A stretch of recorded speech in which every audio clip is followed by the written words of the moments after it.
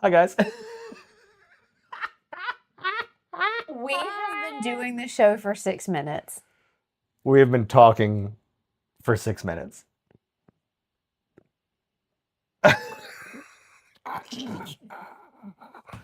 There's too many buttons involved in this. Are we unmuted? Yeah, we're unmuted. We've been unmuted for 6 minutes. Good job. Well, I guess Yeah. you couldn't hear us if we weren't. No, because we weren't actually streaming. Oh my. Okay, well now we're there. I see us now. Oh no. Hello. Let's do it again. Just do it. Just do it. Sorry.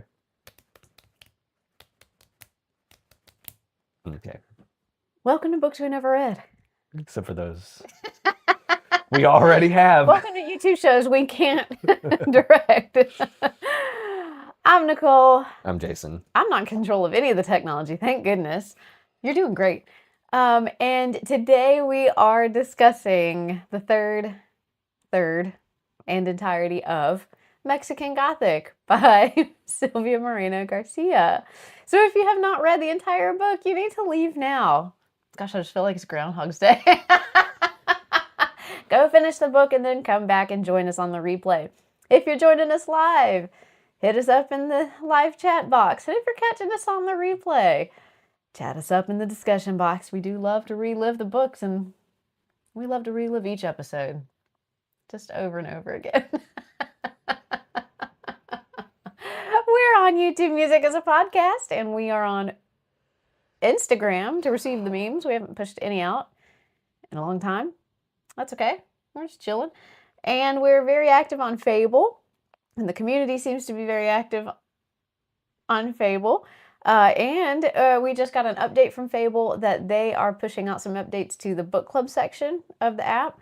And it should look really cool. There should be more, maybe some more opportunities for us to interact and whatnot. So anyway. What'd you think of the book? How'd you like the book? We have legitimately already talked about what we thought about the book. That's how deep in we were before we realized I hadn't hit play. Well, let's get caught up on the chat. You catch your thoughts. I mean, no, so what they were doing was they were trying to figure out if we were in daylight savings time because we weren't there. It's bad news. Sorry. Anyway, whatever. Peggy said we were talking to the walls. Sue J, be careful. Yep, we loved the book. We thought it was great. Oh, okay, 6.6, that feels low. 8.6, that feels...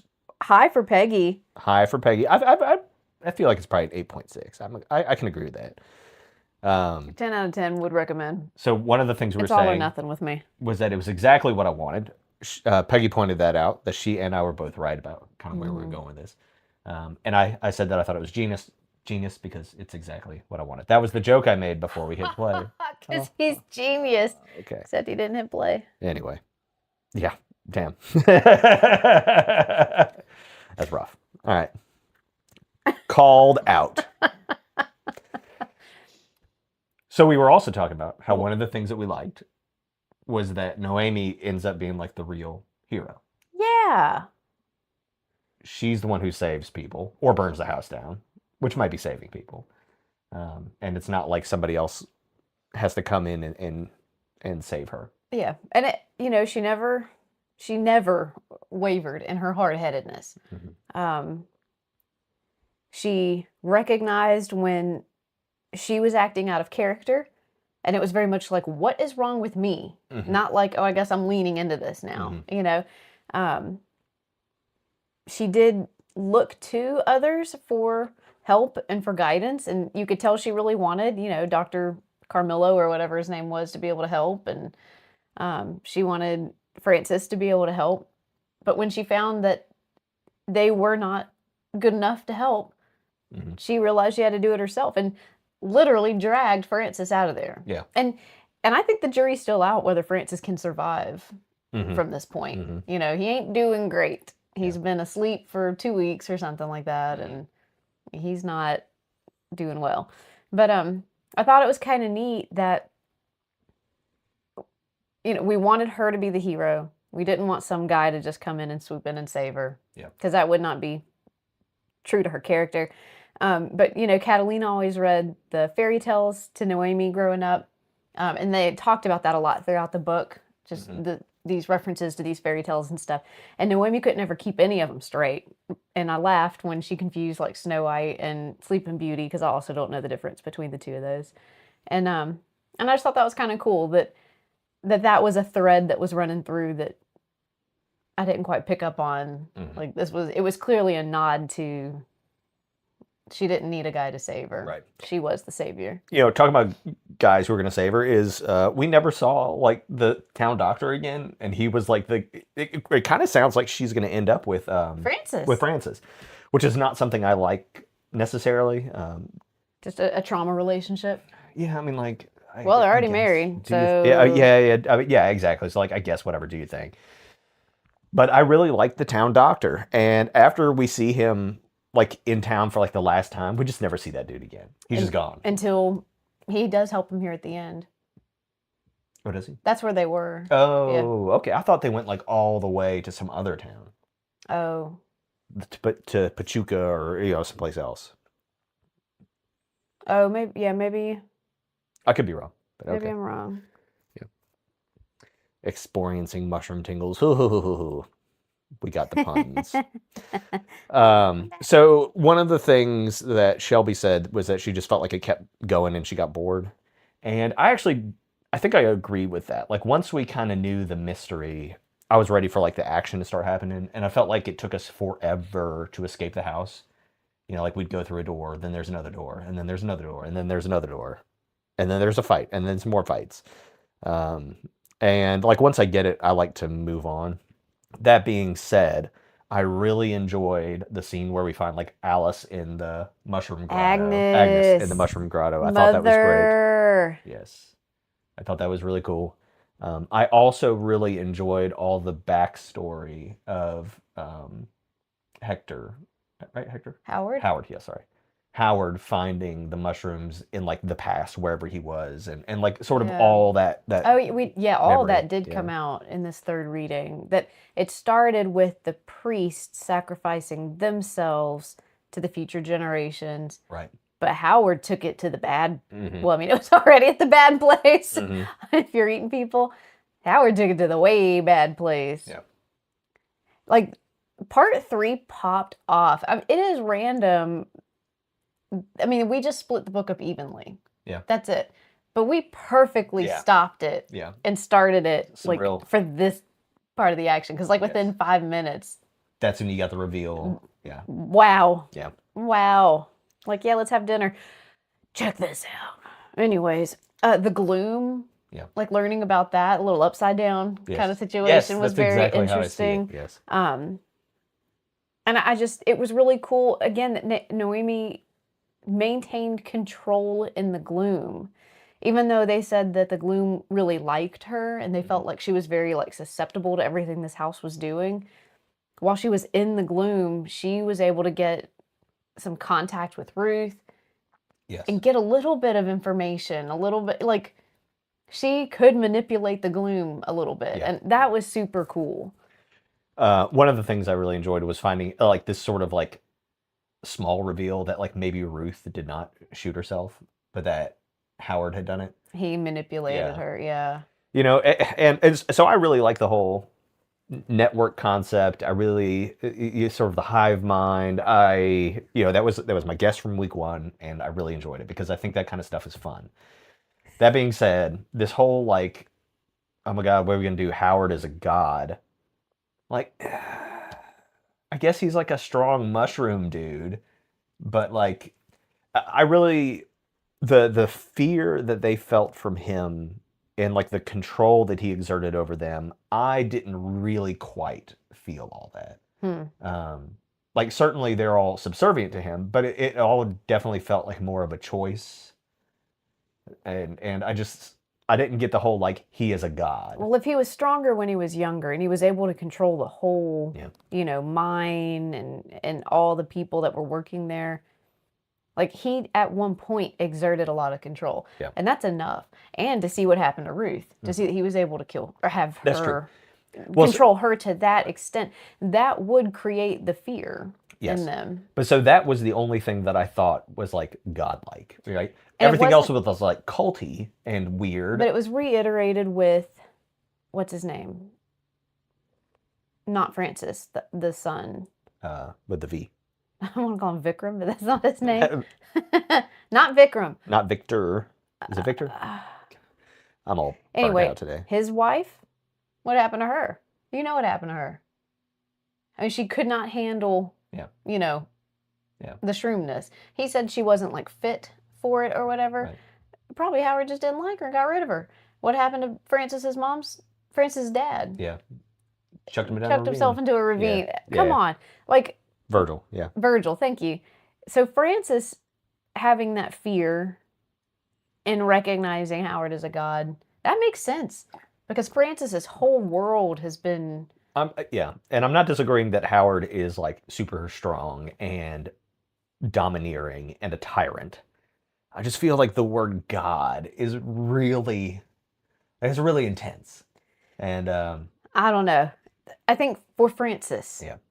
So Virgil clearly didn't see him as a god because he stepped up and was like, I'm taking over this. Well, so I don't know. I actually do see that more of like evidence of like godhood, right? Like he was going to kill the god to ascend to that position or whatever. And I'm not saying like big god, like omnipotent, whatever, right? Like I get it, right? Like this is very in line with sort of like a Greek god or something like that, some localized power, very strong or whatever. But I think it would have been interesting to see sort of the domination of some of the other characters, Virgil or whatever, and like.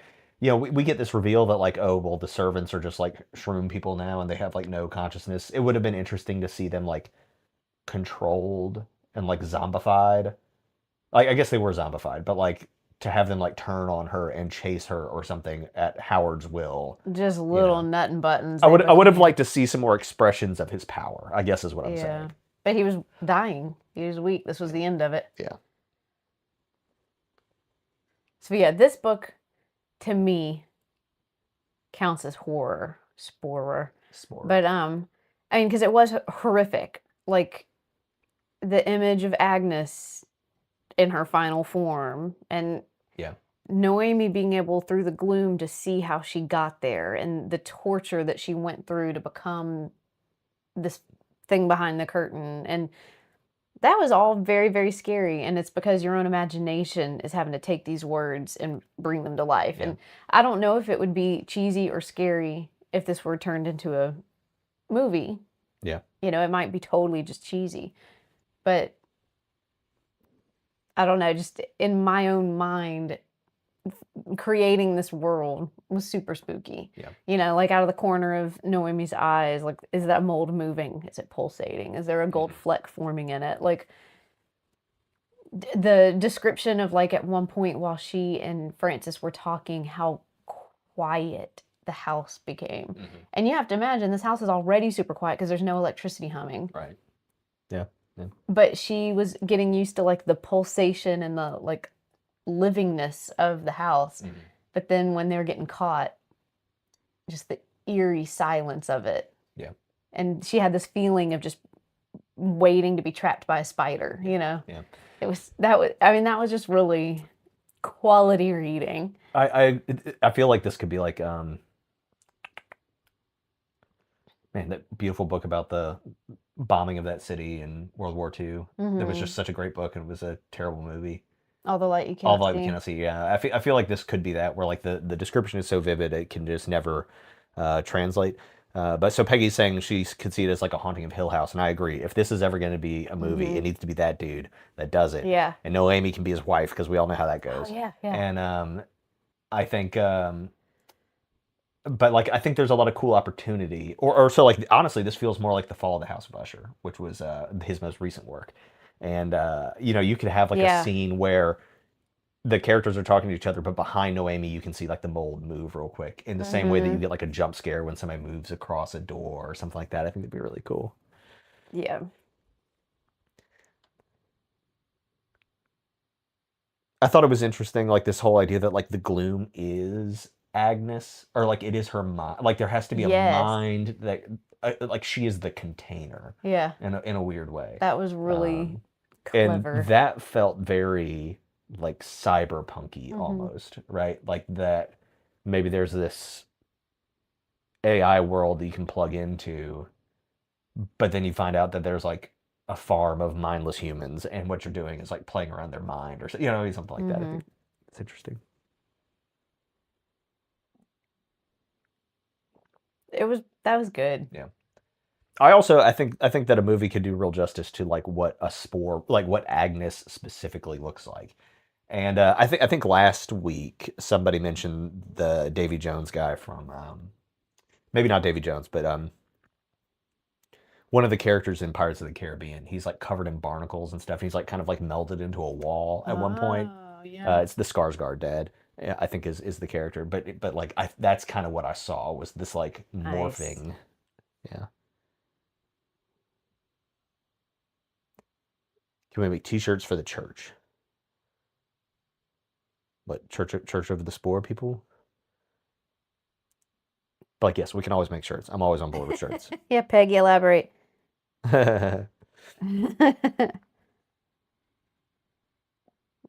Yeah, being buried alive. I mean, just the whole thing. These people are screwed up. I think it would be fun too if like what if at some point we saw Virgil like without a shirt on and there's like little like those mushrooms that grow off of the sides of trees. Yeah. You know what I mean? Where it's like a little shelf. And like what if somebody had like stuff like that, almost like gills or something? I think that'd be like a really cool thing. And like certainly Howard could have that, but Howard is Church of the Incestuous Mushroom. That's funny. But Howard has like all the goo and the blackness and like all that nonsense that we were Yeah. talking about earlier. Yeah. Okay, there we go. Shall we put it on Fable? I knew I read it somewhere. Yes. Yes. About the pirate guy. He was super gross. Howard, like, I kind of rushed through any description of Howard, honestly. Mhm. I couldn't, the smell, the sight, the whole situation. Yeah. He absolutely disgusted me. I think another like so he does use this power to get Francis to like approach him so that he And can Neil, and like Neil. they started. And he does do the same thing when he like spits in Noemi's mouth. That was the like unquestionably the grossest scene. I'm sorry, but that one was rough.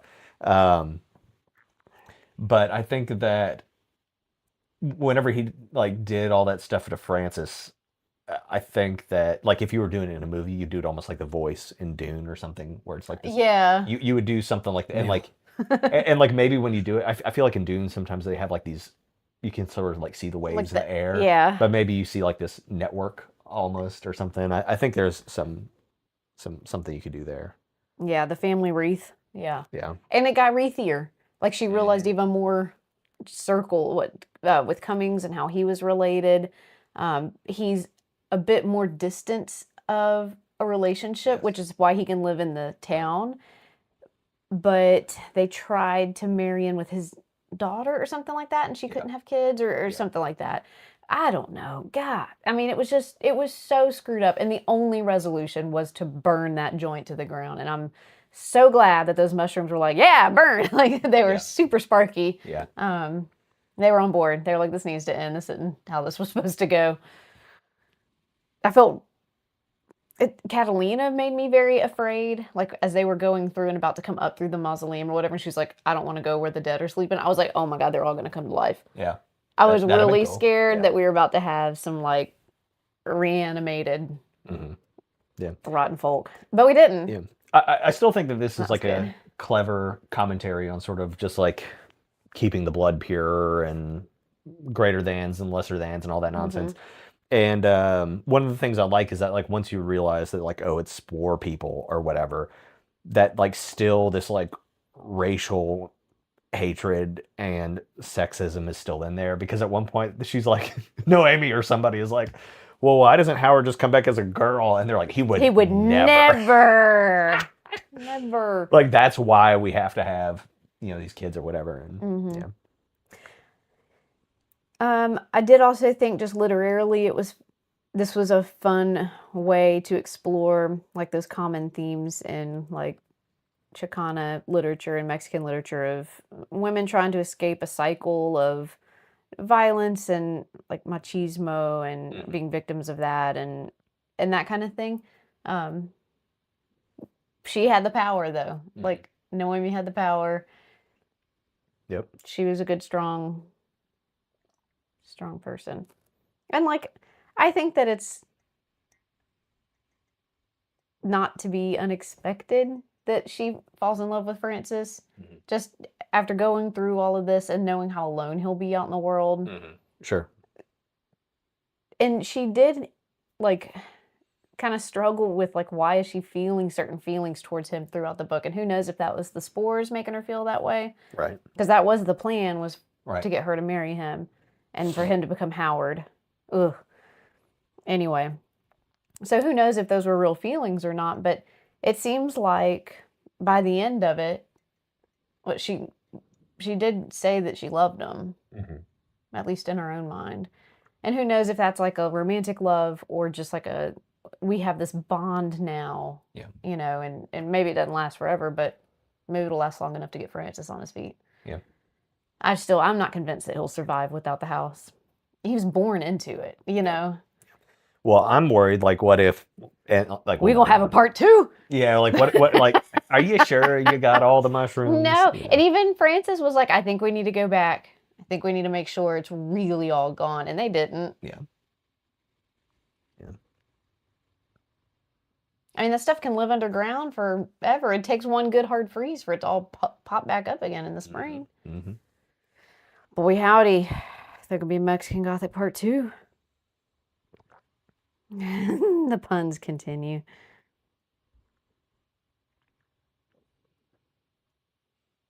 Yeah, they were real gross with, like, just how they described Noemi and how beautiful she was. Yeah. One more pretty face for Howard's collection. Ugh, Howard's nasty. This is the kind of horror that I really like. I've said it before, I say it again. I really like Cthulhu stuff. I was watching Cthulhu videos in bed last night. This was like a fun twist on that concept, right? Like something older and something that you can't understand necessarily, but that and this like element of madness. Like I think that's the most interesting horror, right? When you have, and like even with something like It, you know, I like It more than like some of the other horrors like it because there's sort of this like insanity to him, you know. And like when you get like a vampire story or whatever, like it's a vampire story, whatever, and it doesn't have like that same madness element. But that's what's scary, and that's what's interesting about like a lot of these space, like sci-fi space things. You know, is like sometimes you have these people who have been out there in the nothingness forever, and it drives them insane. You know, and in all the time, like we seem to associate madness with like the deep, whether it be space or the ocean, or even like with these mushroom things, right? There's still this idea of like deepness, and deepness is what scares us. Yeah.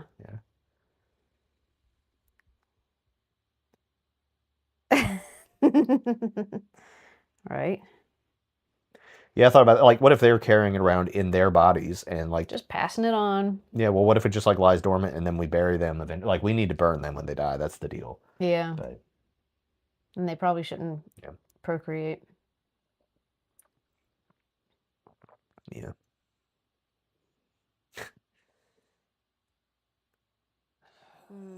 Man, I don't know. I think the Expanse Goo wins. Like, if they're fighting each other, the Expanse Goo is pretty intense. But it's basically the same concept. Yeah. Like, it really was. You know, and because the Expanse Goo was that young lady, right? Like, she was the mind behind. You know, I hadn't really. I had thought about the fact that was a Goo story. I hadn't really thought about the fact that is basically exactly the same thing. I had totally forgotten what the Expanse was about. Yeah. No, that's exactly the same thing. Like, I remembered the, like, mystery behind it and some of the, like, cool setting things, but I forgot that the actual story was, like, he was drawn to, her name started with a J.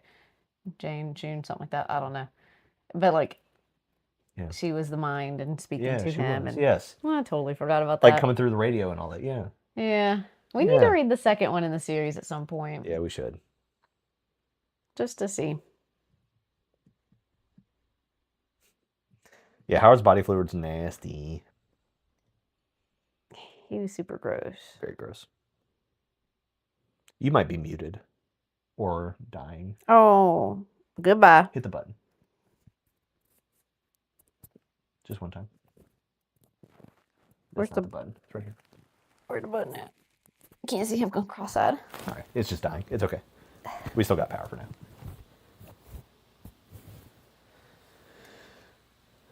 Yeah, Julie. Julie, Yes, good Julie. job.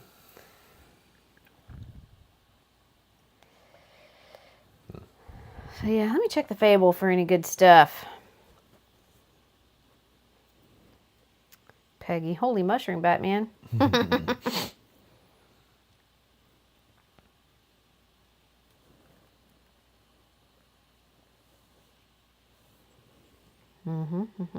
Shelby's comment on Pirates of the Caribbean. Oh, I just loved tracking Naomi Sass. She always had some good little clapback. Although she would not shut her mouth under any circumstance. I love it. She's a fun character.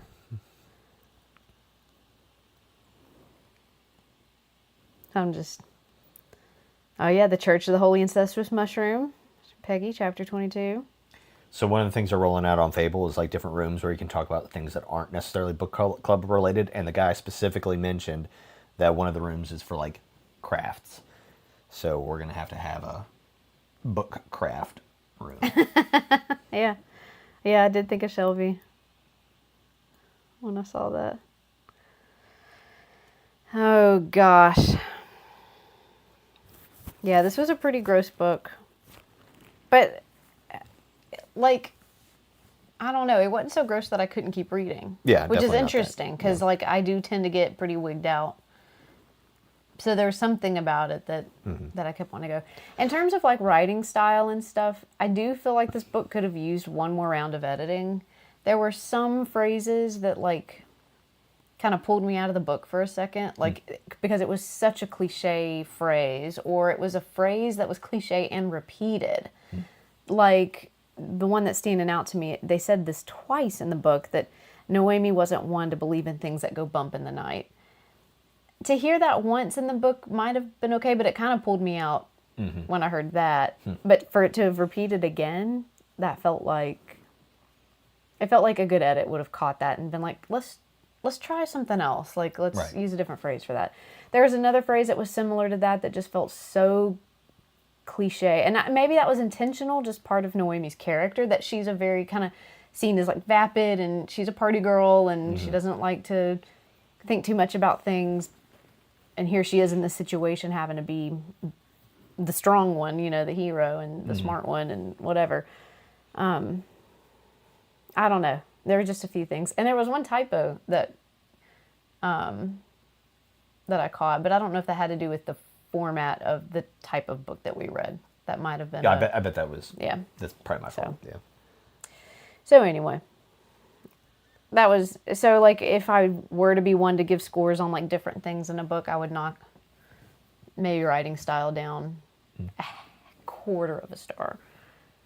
Just I feel like they could have done one more round. Yep. Editing is fun. That's my favorite part of writing, is revisions. That's the part I hate. If ever I work on writing something, I'll let you do my editing. If you hate it, then it's not going to do any good. You have to be the one to do the revision to your own work. You know what I mean? Yeah. So it's everyone hates that part, but I really like it. Anyway, anything new coming through the chat? I did see that we had a couple of visitors with us today. Hello. Welcome, Glad visitors. you're here. Hope you've read the book because we have runt it for you. Yeah, we've had 43 people pop in, Dang. all told. Yeah, which is wild. That doesn't happen often. K-Razzie. This we are getting a lot of views though on this book. It seems to be very popular. All things like our episode last week was. Well, look at that. I Relatively picked a well book. viewed. Yeah. And it wasn't terrible. Yep. Our next book is really popular right now. Is it? And I can't even remember what it's It's called called. The Will of the Many. It's also very long. Probably going to do 4 weeks. We're not trying to like blow you guys up, and I frankly don't have time to read it all in 3 weeks probably, but we'll break it up. 4 weeks. Yeah. I think it's a good idea. I can't. Where my chat at? I don't know that I have much else to say. Just I enjoyed it. We pretty much guessed it all before. So, But in a good way. Like, it wasn't like we were disappointed that our guesses were right. I'm just really surprised that we were able to guess what's going on, but we weren't just like bored with the whole third of the book. yeah. You know? Yeah, exactly. Goodreads is a liar. Why? Yeah, what does that mean? I mean, we've talked about that before, but I haven't even opened Goodreads since we started Fable. nope. Oh, why can't I don't even know if it's on my phone anymore. Did someone mention something about... Okay, by the way, I have a recipe for a mushroom risotto, which is delicious. Is that the one I like? Yes. Yeah. It's so good. Yeah, if they ever ate shrooms for dinner, if it made them mad. I did like how once Francis was on board with, like, here's all the truth, and yes, you have to get out of here, that kind of thing. When they were talking, he'd be like, for like what food she could eat. Like, yes to the toast, no to the jam, yes to the eggs, Yeah. no to the tea. Yep. Yikes.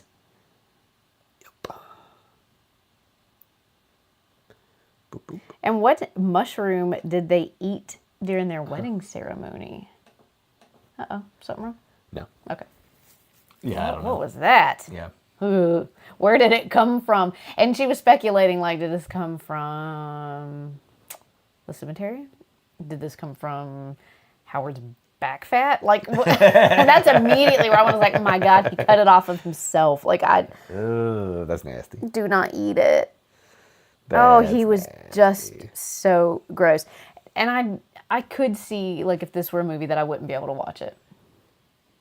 If they made him gross enough. Mm-hmm. And gross enough to me not to be able to watch is like that greaseball Harkonnen from... Yeah. So that's the same guy. That's the Skarsgård guy that is the Barnacle dude. Oh! Look, I'm just saying. So he's Barnacle guy. He is Baron Harkonnen. Now he's going to be Howard. He's the guy in Dune that takes the oil bath and can like Yes. float. I can't watch him. Well, you know, he doesn't look anything like that. No, I'm saying I can't watch him in Dune. Yeah, but he's wearing like a whole suit. I'm just saying, like, he'd be a fantastic Howard. He'd Like, have just to be. And fantastic. clearly, I didn't even know that till you were talking about. Yes. It makes me sick to my We stomach. should start casting all of our books. Like I know we've like joked about that before, but like we should do that again. Shelby has started Will of the Many but quit. Yeah, I saw that. Well, maybe we can... We'll see how it Well, goes. hopefully you're interested in trying to get through it again, and maybe we can do it together. Yeah. I do think, the way that we break the books up and like chat about it along the way is very motivating to stay on track with the book. And I think I get a lot more enjoyment out of the books the way that we format this than just like for sure. reading it and then talking about it. Yeah. I'll probably make a short later where I cast everybody for all the main characters from Mexican Gothic. I think this will be an easy book for us to like make shorts and memes about for a while. Yeah. I mean, there was just a lot. It was a lot of fun. And I saw that, I think both Shelby and Peggy, or maybe it was just Peggy, said that there's another book by the same author that was no good. And we'll stay away from that. But we might try to read another thing by this author again. There was another book that I almost picked instead of this one by her. Just the wrong time. But she's ready. And we haven't had a big fat sci-fi in a while. Right, yeah. It's definitely time for a big sci-fi because the last one we did was The Expanse. That's how long ago it was. And so that's actually not true because we did read Elder Race, but that was a 1 week thing. I have put more Adrian Tchaikovsky books in the hat. And I did put another Emily St. John Mandel in the hat. It turns Because you out had one in it your- turns out that when we first started book club like 3 years ago, I put a book by her in the hat. I've never picked it, and that was way before Station 11 was on my list.